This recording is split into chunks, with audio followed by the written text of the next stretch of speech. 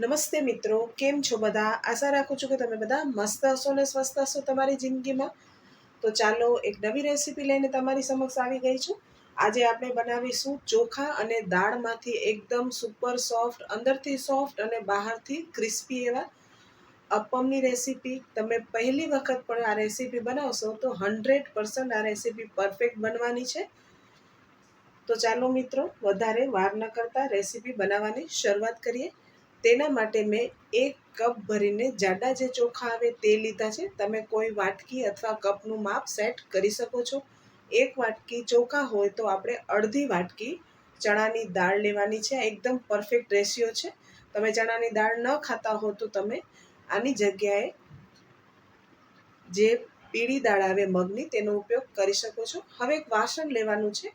તેમાં આપણે ચોખા અને દાળને એડ કરી દઈશું અને તેને ધોઈ અને આપણે તેને આખી રાત પલળવા રાખી દઈશું. તમે ચાહો તો 5 કલાક તેને પલળવા રાખી શકો છો, પણ મારી પાસે ટાઈમ હતો એટલે મેં તેને ઓવરનાઇટ પલાળીને રાખ્યું હતું. તમે જોઈ શકો છો દાળ અને ચોખા છે તે સરખી રીતે પલળી ગયા છે. તમે આવી રીતે આખી રાત પલાળશો તો આ રેસીપી તમારી એકદમ પરફેક્ટ બનવાની છે, તે પણ 100%. હવે એક મિક્સરનું જાર લઈશું અને આ દાળ અને ચોખાને આપણે નાખી દઈશું. તમારા દાળ અને ચોખા વધારે હોય તો તમે 2 બેચમાં તેને પીસી શકો છો, પણ મારી વાટકીઓ નાની હતી એટલે 1 બેચીસમાં આવી ગયું. 8 જેટલા મેં તીખા લીલા મરચાં લીધા છે, 1.5 ઇંચ આદુનો ટુકડો અને 10 જેટલી મેં લસણની કળી લીધી છે, તે પણ આપણે સાથે નાખી દઈશું અને સ્વાદાનુસાર નાખીશું મીઠું.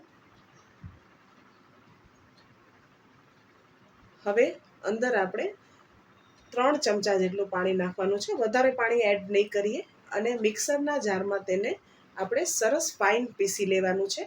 તમે જોઈ શકો છો દાળ અને ચોખા એકદમ સરસ પીસાઈ ગયા છે.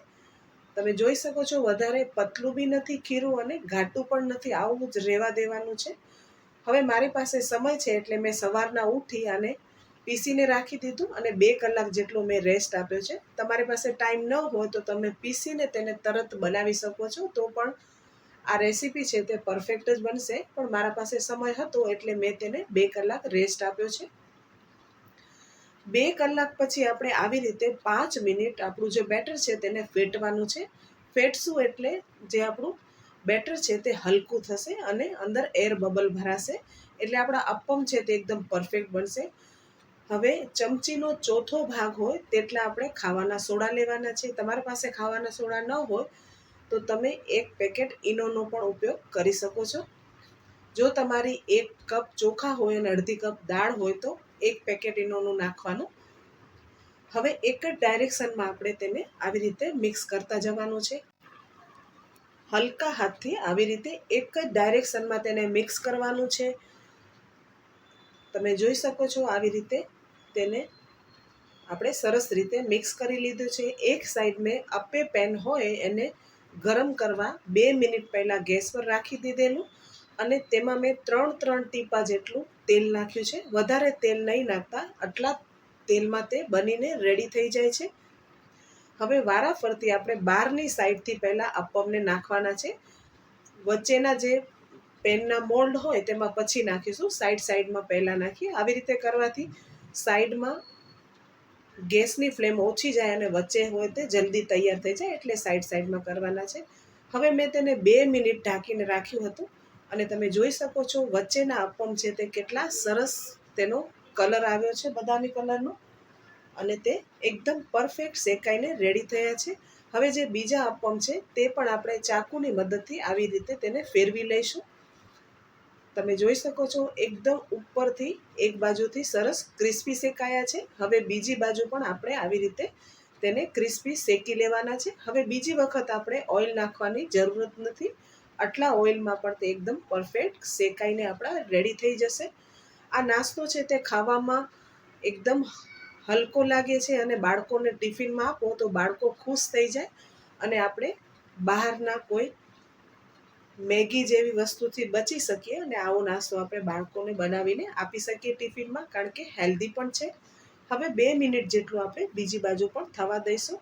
ત્યાં સુધી આપણે અપ્પે પેનને થોડી વખત ફેરવતા જવાનું છે. આવી રીતે સરસ રીતે ફેરવતા જઈશું તો બધી બાજુથી તે સરસ રીતે શેકાઈ જશે. તમે જોઈ શકો છો બંને બાજુથી આપણા અપ્પમ છે તે સરસ શેકાઈને રેડી થઈ ગયા છે. અને આપણી એક વાટકી અપ્પમમાંથી તમે જોતા કેટલા આપણા જે અપ્પમ છે તે રેડી થશે. આવી રીતે હું બીજો બેચ પણ રેડી કરી લઈશ. આટલામાંથી મેં 3 બેચ રેડી કર્યા છે. હવે આને પણ આપણે ઢાંકીને થવા દઈશું. બીજી વખત મેં થોડું થોડું તેલ નાખેલું. તમે જોઈ શકો છો મેં બધા અપ્પમને રેડી કરી લીધેલા.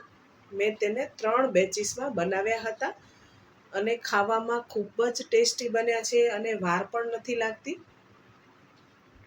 અને ઉપરથી પણ એકદમ ક્રિસ્પી બન્યા છે. તો મિત્રો, તમને મારી આ દાળ ચોખાના અપ્પમની રેસીપી કેવી લાગી કમેન્ટ કરીને મને જરૂરથી કહો.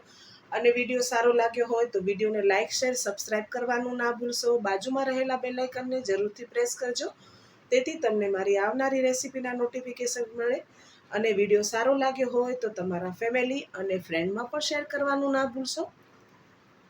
અને ચાલો મિત્રો, ફરી મળી આવી નવી ઇન્ટરેસ્ટિંગ રેસીપી સાથે. ત્યાં સુધી bye. Thank you for watching.